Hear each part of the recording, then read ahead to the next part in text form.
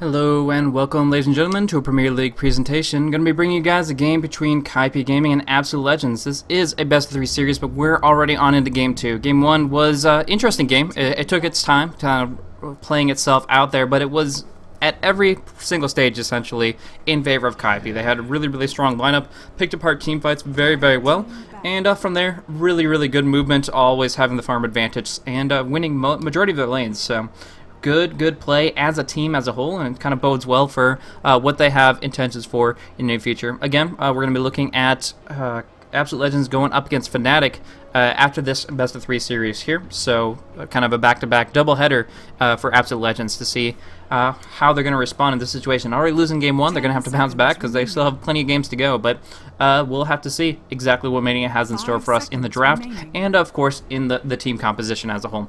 So hopefully you guys are enjoying it. If I'm talking a little bit too fast, I'll try to dial that back. It's something I've always been trying to work on as a caster, and hopefully that'll make it a little bit easier on the ears, but yeah, it is a little bit difficult solo casting it up. I'm more familiar with the dual cast sense, but trying to keep on top of everything while managing pacing is a bit easier said than done. So try to slow that down a little bit. But starting things off, we do see that the Wisp and the Nature's Prophet has been banned out for Kaipi. Again, they really don't want Miggle to have that Nature's Prophet, or in this case we actually saw in the offlane a little bit things go a little bit differently. But either way, the Wisp also taken off, kind of just considered a top tier hero by most teams in this scenario. It's pretty much very difficult to compete up against him. But by banning out the Nyx and the Batrider, Absolute Legends gives away the Keeper of the Light if that's something that wants to be taken up by Kaipi. But we've also seen them run a couple of really diverse first picks that aren't the standard, hey, I want to take a top tier support. So we could see something very early on like a Shadow Demon or a Magnus, and there's the Magnus indeed. So in this scenario, the Magnus is going to provide a large amount of AoE initiation, AoE control, and try to make sure that Kaipi has the lockdown that they need. There's some really good disables. It also makes it difficult for Absolute Legends to draft up against. If they wanted to go for something like a Lifestealer, who's generally easy to avoid disables, then they have to draft up a Shadow Demon as well, because a Magnus plus a Shadow Demon, way too much lockdown with those ultis that pierce through magic immunity. We do see, however, a really solid counter pick in my mind, going with the Rubik to immediately endeavor to seal up that polarity. The Rubik was one of those heroes that I think worked very well for Absolute Legends the last game, and they just kind of need the rest of the team to follow suit. So in that case, they're probably going to put Miracle back on the Rubik here, and then we'll have to see how the Gyrocopter gets played on out. If Jolene, aka Socks, is going to be running the Gyrocopter as a carry, or if we're actually going to be seeing him on the mid lane by Ryze. Both of them have been seen in the past, but recently I'm not exactly sure which one would be considered preferable for them. It's also kind of a pseudo counter band slash pick because of the fact that they don't have to worry about Magnus plus Gyro together, but instead they're going to be going up against something that might be even more scary, the Darkseer. Darkseer is going to go on the off lane, so that is on the bottom lane for Kaipi, Magnus on the mid lane, and then the Keeper of Light will be running as a support up top. So in this scenario here, they pretty much have a wide world of we can do whatever the heck we want because we have a Keeper of Light. They can go and just put any mana intense heroes up top. Heck, I've even seen a Storm Spirit Keeper of the Light lane. It works out because you get so much spam, and that's the intention there. Anyways, right now, what I'm looking at is the concept that we could be looking at a Shadow Demon pickup for Kaipi on the top lane if it's not banned out by AL, but seeing the draft last time around, I definitely could see it banned out so that they don't have to worry about it. Either way, this Chen pickup adds in something very interesting. I'm blanking on who plays it. I'm thinking Mania, but I might be completely wrong there, and I'll get flamed for it, whatever. But either way, what Chen brings to the table is something that you generally don't see in an Absolute Legends lineup, which is a lot of early push-oriented play. The Rubik already sets it up so they can gank very nicely. What you can do is telekinesis into a Centaur, into a Hellbear to get the disables off, and you don't have to rely on RNG spawning the Dark Troll Summoners over and over again. So I think it's a really powerful tri-lane if they just put these three together, but the more important thing is how they can transition. With Flat Cannon and Fade Bolt to burn down the creep waves, and the Chen Holy Persuasion neutral creeps to tank things up, to dish out damage on the tower, I think it's going to be putting pressure out early. The reason that this is really good for Absolute Legends is because Magnus and Darkseer take a little bit of time to get off the ground. A Magnus with only a rank 1 ulti is not nearly as good as a rank 2 or a rank 3, and of course if you can put pressure out before they even hit level 6, even better, more power to you. But On top of that, Blink Daggers. We saw how effective Blink Dagger was on the Darkseer last time around in Bone 7, getting so much long-range initiation. It was insanely powerful. It was controlling the engagements. And Kaipi has drafted up yet another lineup where they control where things happen. The difference here is that Absolute Legends want to put pressure out and get an early advantage, so that once those Blink Daggers come out inevitably for Magnus or Darkseer, that Absolute Legends is tanky enough to be able to sustain against that nevertheless. So we'll see how it plays out, but right now, this really thinks that it looks like Kaipi has this kind of huge wombo combo lineup, has the Magnus Keeper Light Darkseer, would have loved to pick up the Gyrocopter, but without such luck, they might go for something like a Shadow Demon and, not a Juggernaut, but, you know, something that has quick burst and quick aggression. I do love the Faceless Void Ban. I think that would have been something that they could have looked into. Along with that, banning out the Phantom Lancer and Lifestealer just kind of seems like it makes sense. Anyways, again, they did leave up the Shadow Demon on the field. The reason I keep mentioning that is because Disruption is one of the easiest ways to get max duration Illuminates off. You disrupt somebody, that's an extra 2.5 seconds that you can channel that big burst nuke. So, generally a pretty effective way to make sure that's appropriately timed. Either way, a lot of carry bans. Luna, Lycan, Juggernaut, Phantom Lancer, Lifestealer, and Faceless Void. All good solid bans, but what it means is that Absolute Legends might have to run Gyro as a carry and not as a mid. In this situation here, they'll be drafting up mids because they've already taken out so many carries off the board. So Eternal Envy is very limited in his potential. He probably wants something melee. It benefits from the Empower Cleave of Magnus, and that can be nice. Maybe something unorthodox, like loves to pick up the Phantom Assassin. I think that would be very appropriate in this scenario because, again, benefits from the Cleave of Magnus, and then even like 1 or 2 points of Chakra makes it so that she can literally spam her cooldowns back to back. So, a lot to work with there, but, I mean, not the most mana-intensive hero, and might be trying for something different. The one thing I do like about it, if you have a very skilled carry player, would be the fact that you can go for Hamlet Dominator and steal a Chen neutral. So if I know Eternal Envy didn't really used to play Chen very much, but he did play support heroes that needed to be microed, and that'd be really cool if we could see like a mid-fight Super Centaur coming out from the carry player. That's something you don't see every day. But it's just kind of that transition of roles. Either way, we do see right now that the Alchemist is being picked up as that carry role. Has a lot of potential, but I'm not sure about the early setup. The Concoction is probably going to, unless you have a really good setup support, like again the Shadow Demon, you're going to have to go, actually, I'm going to hold that thought, because there's no reason they wouldn't pick up a Shadow Demon right here, unless they pick up an even better support that I'm not thinking of, but I can't think of one, honestly.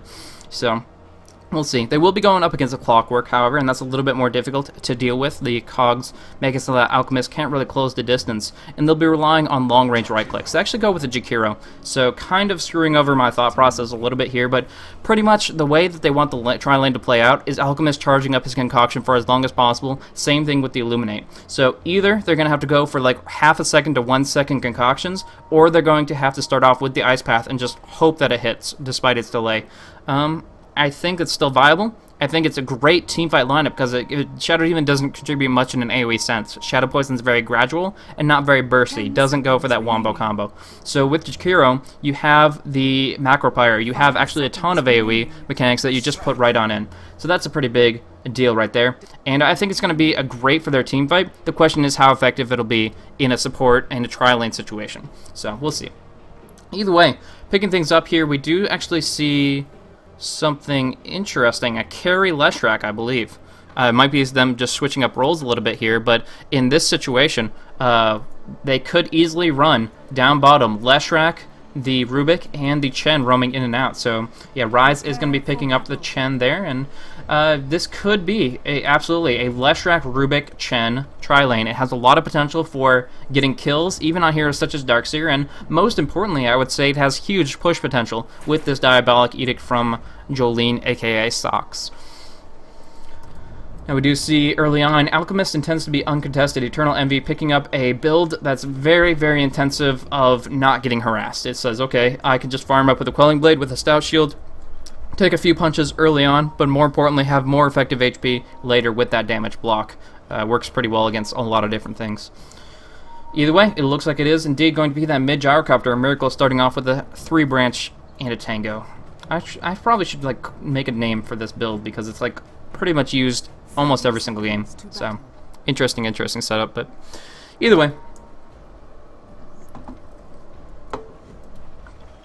So we do have right now, as far as item sets go, it looks like Jolene will be going for the Basilius early on. Again, taking farm priority down on bottom. And, yeah, that's pretty much it. Just consumables, some sentries here and there. Nothing really to write home about. But one thing I guess I will commentate on before we see the initial clashes, which might be a little bit later rather than sooner, based on the fact that right now the Darkseer isn't really directly contesting anything. It looks like he's going to opt for the jungle instead, so it is going to be kind of a 3.5-1-0 setup for them, and they're not really going to send anything down bottom. Clockwork is going to head up top, just trying to pull back a little bit of the creep wave. For the moment. It only costs 50 mana, so it works out nicely. But as I was commentating on, Sox is picking up that Leshrac in a carry mindset. The tank, pretty much, he's not obviously going to get right-click potential. He's not going to be really caring about that too much.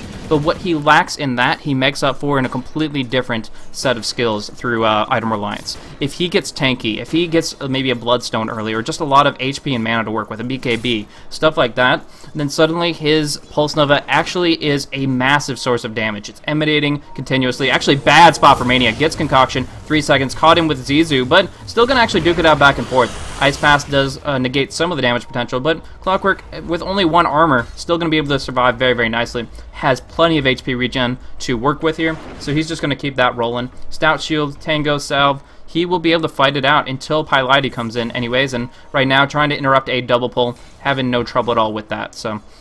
There is a single pull, but that's actually just going to push out the lane. Denying 1 creep is not enough to make this worth it, and so this is going to inevitably come back underneath the feet of the tower for Mania. He's going to get plenty of experience out of this. Bottle coming out for Magnus. Miracle has enough mana for his own. I'm just kind of surprised he hasn't picked it up yet, but maybe delaying it out just a little bit. Concoction coming out. They do pop off the cogs, but that keeps him locked in for just a little bit longer here. Mania in a terrible spot. Has that Stout Shield, so he will be blocking some damage, and it looks like he will survive. What I would have preferred from Eternal Envy is since they already had him entrapped in the cogs, he could have waited slightly longer to pop off that Concoction. In that situation, he actually could have actually gotten some right clicks on in instead of worrying about the cog pushback.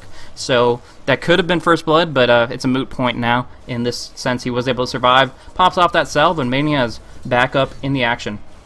Bottle and Magic Stick. That's what he was waiting for. His Miracle is actually getting a Magic Stick up against the Magnus. Interesting play. Shockwave can do a lot of damage and is kind of spammy, so I guess I understand it. It's just something that I didn't expect outright. But when you add in the fact that there might be a roaming Jakiro and the Keeper Light, things like that, it makes a lot of sense that you want to get that survivability early, and that's definitely the item to accomplish it gradually, if not very, very early on.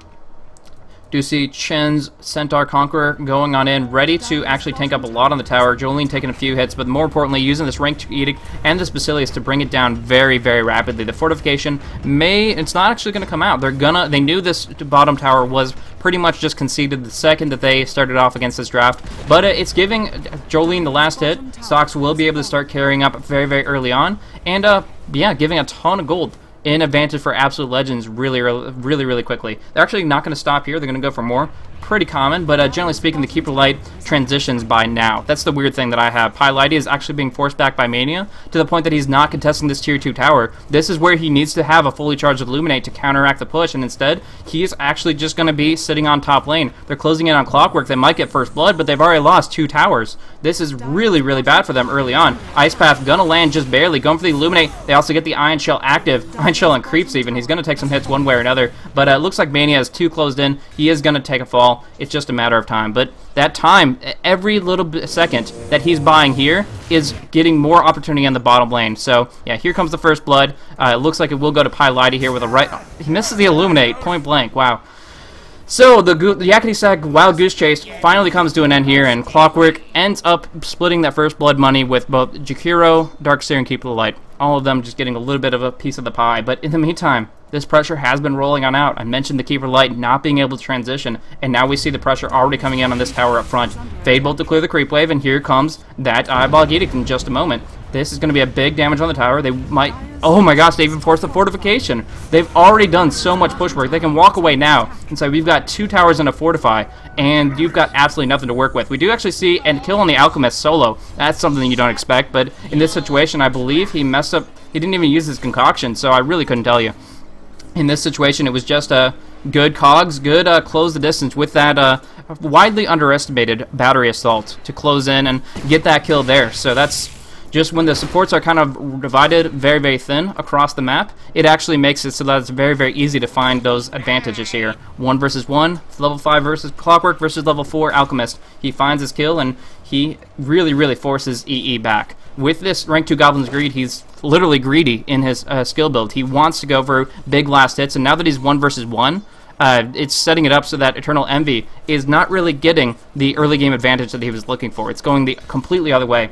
Ice Path looking for from Zizu, but not going to find it. And, of course, Bone 7 wasn't even anywhere nearby, so 2 versus 1, not really going to change the pace of things. Smoking on up, Sox does have both Arcanes and Basilius, and now they are, again, smoked up here. Rise has that Centaur Conqueror, but they need some initiation. Maybe a simple homing missile, not even skilled up. So they're going to roam all the way around, look for some help from their Clockwork buddy. He's going to hit level 6, find a hookshot. Hookshot's the initiation they need, and I believe Mania is the one to land it. So in this situation, Miggle down bottom, finding some solo experience for the spell steal, but Pylidi being overly cautious, really concerned about the potential positioning. Enemies lurking in the fog here. So he is in this position to do a long-range counter push, but little does he know, the threat is across the map entirely. They've smoked all the way around. Finally it expires, but here comes that hookshot I was talking about. Cogs on in. There's the easy split earth. The Edict won't do too much with these neutral creeps here, but with the Test of Faith, with the rocket, they bring him down and look for more. However, Alchemist, very smooth move from Eternal Envy. He's spotted out by the creeps, but it took quite some time to for them to actually be able to respond, and he gets the opportunity to TP on away to, I was going to say the fountain, but in this case, just go down to bottom. He needs to keep farming. Pylidi actually in a bad spot, gets caught out with the call down, with the barrage, with the telekinesis. He is completely dead, especially with this double damage on Miracle. Here comes a concoction, going to do a lot of damage to Miggle. That actually brings him down. Only a rank 2, but it is sufficient. Miracle, however, with a move speed advantage, they needed that stun. If the Ice Path was dodged, just by a little bit of phase boost toggling, then suddenly that is going to be an easy kill for the Gyrocopter on top of his early one. But Miracle just jumping back on into the mid lane here, while the push just changes up lanes. They pretty much do the same story in a completely different page. Up on top, they take down the tier 1, and yeah, moving in to more pressure more and more.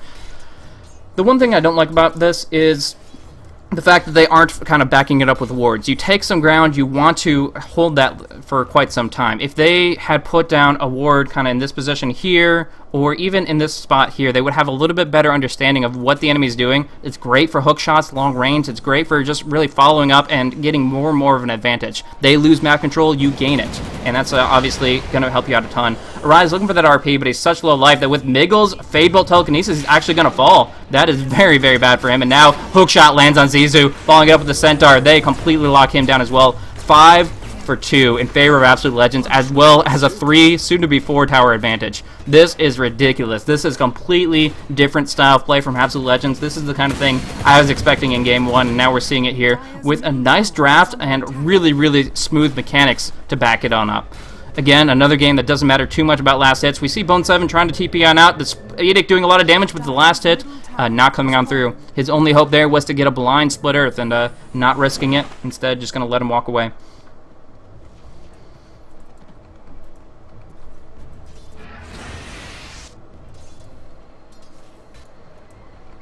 So, Treads and Magic Wand picked up for Alchemist, but I don't think that's that much of a game changer. In this situation, he can survive a little bit more here and there, but if he gets caught out, he gets caught out. There's really nothing to change it. Invisibility Room for Gyrocopter, that's going to set up a kill on Bone 7. He doesn't have his surge for one more second, and it's already too late. He gets dropped, and Gyrocopter gets another kill on the board. Looking at that, he's actually sitting himself at 1-0-2, so that is his first kill of the game, but they're going to follow this up with more tower kills. Look at this GPM chart. All 5 of the heroes of Absolute Legends are better than 4 of the heroes of Kaipi Gaming. If you don't understand what I mean, just look at the chart itself. Alchemist is the only one that's directly competing. I mean, the friggin' Chen is beating the Magnus. You know, I was talking about that Blink Dagger being delayed. Well, the Chen might as well pick up like a Blink Dagger of his own. Like, I'm joking, but shoot, like, Arise doesn't have anything right now. Zizu being picked up, a lot of damage coming out. The Flak hit in, the Edict doing too much here. Now Arise coming in, trying to get one spell off. He's going for the RP, doesn't even get it. He gets dropped down beforehand. Actually, it might have been better for them if he just wasted it there, but either way, Arise is in desperation. He can't go in the positioning that he wants, and instead he's just running around like a chicken with his head cut off. It's not really his fault, it's just a situation. He doesn't have movement, and instead the control is all about Absolute Legends. They're starting off the homing missile on Pylidi. Probably won't connect, but Here's an important thing I was talking about, that warding coming out of Absolute Legends. It does get de-warded, but doing that and kind of making sure that they have that way to reinforce with vision, get the long-range initiation off, they go for more picks. Every single hero kill means a tower kill. So they need the rocket flares to ring true, or they need to keep contesting this ward over and over, because honestly, the Absolute Legends supports have so much more gold to work with here. They can sentry all day long, and they'll still be able to compete directly with Coddle and with Jakiro. Fortification back up, pretty big cooldown, pretty important, but I'm amazed that Eternal Envy has not picked up Acid Spray. They are getting pushed in from all angles, and he doesn't want to pick up one of the better counter push tools in the game. It reduces armor, which lets the tower and the right clicks do more damage. Acid Spray plus Illuminate would do so much here, but instead Mania jumps on in, finds his opening, burns them down. Beautiful hookshot coming on in, looking for more on Pylite here. There is going to be the flat cannon coming out. It does a bit of damage. There is also RP committed. A nice skewer coming out onto Rise, but he just pops off the Hand of God. Big damage coming out. He has the Shadow Blade, though. No detection. He can pretty much stay as long as he feels welcome, and actually baiting them on into the Centaurs, who could be going in up on top here. Miracle actually picks up a kill on the Keeper Light through a couple of flat cannon auto attacks. And yeah, Coddle does take a fall. Now they go for the tier 2, and that Mania initiation really, really setting it up. That was beautiful hook onto two people, cogsing them both in. Yeah, it's only a rank 1 cogs, but if you follow that up with a 2-second split earth, and all the damage you need is right onto their feet. Easy, easy picks, and it sets it up for another set of kills. 11-3. Hand of God keeps everybody up, and the mechanism should be up right this very second. Indeed it is. That is a full mechanism 11 minutes into the game for the Chen. That is ridiculous gold, and it's not just him. It's literally everybody on their team. Hood as well. Hood as well as a pipe about to come out. Just needs 900 gold for that. Oh my gosh. When they have the pipe, the Illuminate can't even do anything. This is, oh, so devastating. We haven't seen the push meta really take a resurgence since they buffed up the fortification as well as the kill and assist gold. But in this situation here, we're definitely seeing it used to great effect. But they're not just getting tower kills, they're getting the standard hero kills as well. They have a farm advantage through last hits. They have all the control they could possibly need, and they're using it to very great effect here. Drum up on Leshrac, going for a lot of auras here, and forcing up the fortification at tier 2 is a really big deal. I understand that they want to delay the push to tier 3 until the ultimate is up, until reverse polarity is up, so it definitely, yeah, I'm not saying it's a bad move at all. It definitely is something they needed to do to buy those 5 extra seconds. But in this spot here, if they're forcing the fortification at tier 2, all Absolute Legends has to do is walk away. They know they're now up against an RP and a wall, and they're not going to fall for it. They're just going to go and play their own style. They have pretty much the field wide open.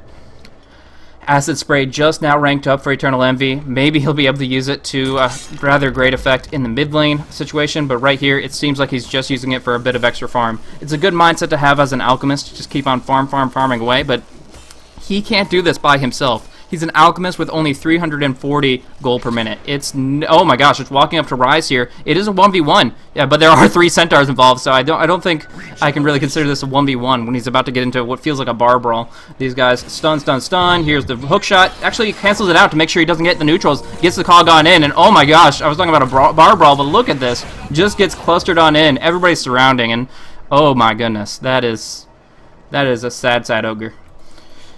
Alrighty then. So we do have a quick pause coming out. DC coming from Miracle, I believe. So yeah, he is kind of taking his time. Miggle, sorry, on the mid lane here. But they pretty much have every bit of control they want. If they get some good wards up on the high ground here, maybe something in the, actually they have something in the mid lane, then they could be looking for Roche. They only have to worry about the Mag, ulti, plus the RP. The Macropyre isn't up yet and won't be for quite some time. So really, they are in an okay spot to contest this. They have Mech, they have Hand of God, and the Pipe is so darn close with that kill. Clockwork setting up that kill. If he had actually taken it instead of Chen, he would probably be almost on top of the Pipe right now, but delaying it just a little bit more. Not a big deal for them. They have all the time in the world.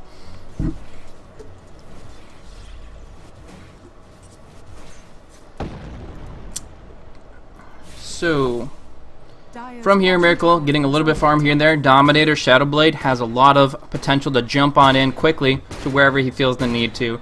He doesn't propagate the burst of 150 damage out of Shadow Blade through a flat cannon strike, but it doesn't really matter to him. All he's going for right now is just the quick getting in the right position, doing a quick burst, and finishing somebody before they can retaliate. And so far that's worked amazingly well. Despite the surges, despite the heals they have available, we haven't seen it yet. And right now, the Roche is going down, but other than going in for a double Ion Shell creep wave, they're not doing anything. They are letting the tier 1 get pushed down on bottom just a little tiny bit, while Roche is just completely getting evaporated very, very quickly.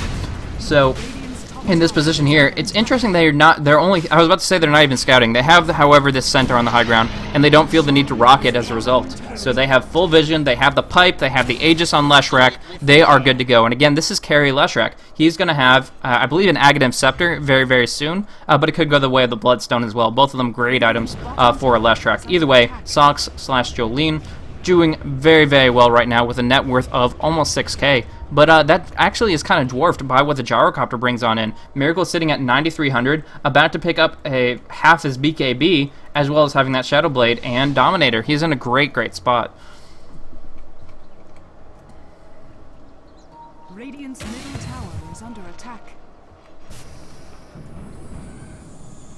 Looking for more down on bottom. Oride's coming on in, looking for an opportunity where he can just get a big RP off. But right now he's just trying to find farm, find that Blink Dagger. One last hit away. Is he going to get it? Seems small, but it's actually a really big deal. But now getting flanked on in. They are looking for that hook shot. The skewer already went through, but he has to wait for the creep wave. Now they have vision. They get the hook shot. This is so big. Mania trapped in. Can't buy Blink Dagger, and he falls. Oh, Mania traps in Arise. That is it. Oh my goodness. That is so clutch. That hookshot stopped the Blink Dagger from being purchased because he was only 40 gold away, and instead he gets that kill, and now Magnus sitting on 1850. What is he going to do? He's just going to try to wait it out, but it's a long, long wait, and that sucks for them so hard. Geometry Sight on Rise. I'm not sure, other than map control, that's really all it's about, because there's nothing to worry about as far as Invis. No Shadow Blade up for the Alchemist for a long, long time, and from here, all they want to do is just devastate the ward presence, which is surprisingly active for Kaipi given their situation. They have great wards up, defending their jungle, allowing Eternal Envy to farm away, but he's so worried about their current push that he doesn't even feel comfortable there.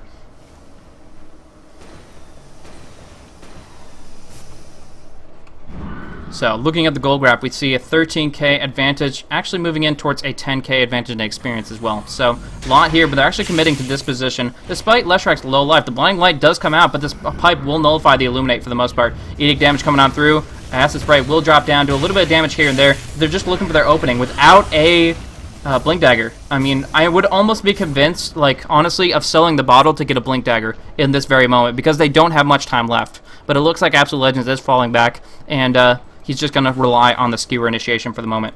So he does actually have it. I think he sold a branch or something. Either way, he just now got that Blink Dagger and still has the bottle.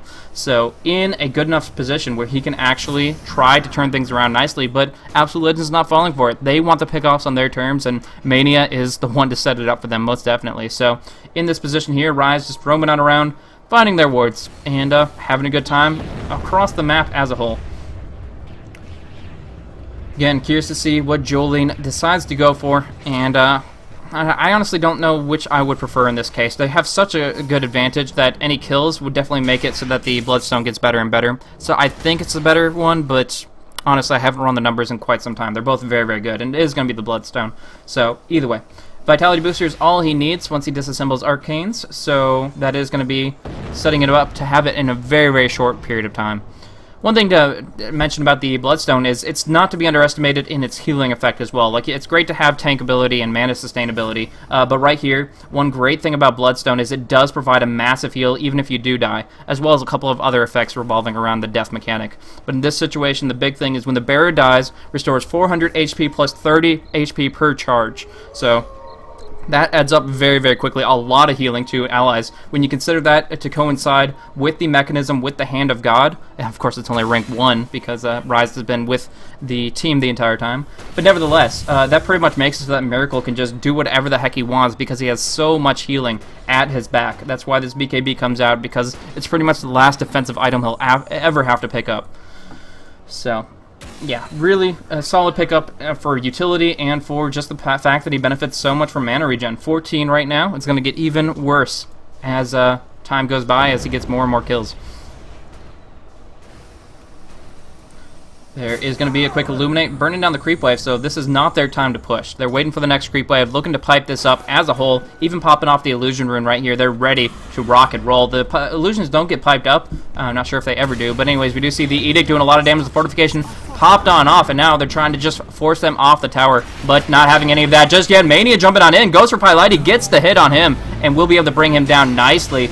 Really quick burst. Surprised at how quickly he fell. I believe Flat Cannon hit him quite a bit as well, but either way, it's going to be the kill of the 2-3 tower. They get a double stun, double splitters on both of them. Mech pops off, but Zizou's still dropping very, very low. He will take a fall. Eternal Calamity gets a big concoction off on a gigantic reverse polarity. Cogs in the mix, as well as the wall. Everything just doing so much damage, but it's oh my goodness, just gonna go the way of Absolute Legends. They have too much sustainability. Jolene is back. He has 10 charges of his Bloodstone. Everybody's still up and at him, and they're going to be able to force down these racks.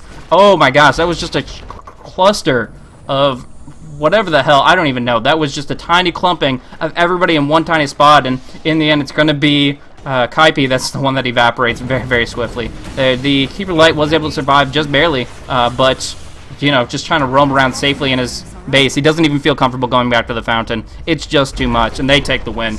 Good game, well played. Look at these graphs. We see 20k for gold. We see 14k for experience. It's the exact opposite of what we saw last time around. Absolute Legends started strong, which is obviously where they prefer to be, and from there, they had full control of the situation. So I think the last team fight was the only thing that was out of control. Big RP, big skewer, but still not enough to claim them because they had such a big advantage. Their levels are 14, 13, and 12 versus levels 6, 8, 9.